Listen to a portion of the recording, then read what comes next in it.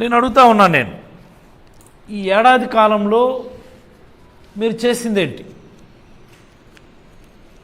చంద్రబాబు గారు ఎప్పుడు ముఖ్యమంత్రి అయినా సరే, వెన్నుపోటుతో మొదటిసారి ముఖ్యమంత్రి అయినప్పుడైనా, తదనంతరం 99లో ఆయన ముఖ్యమంత్రి అయినా, అప్పుడు ఒక రకమైనటువంటి మేనిఫెస్టో అనౌన్స్ చేశారు. ఆయన 99లో ఆయన అనౌన్స్ చేసినటువంటి మేనిఫెస్టో ఇది, రెండోసారి ముఖ్యమంత్రిగా ఉన్నప్పుడు. మరి ఆ తర్వాత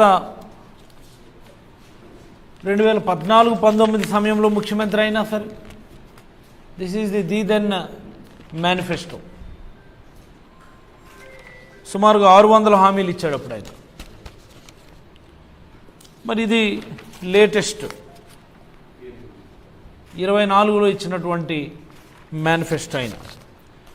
ఏ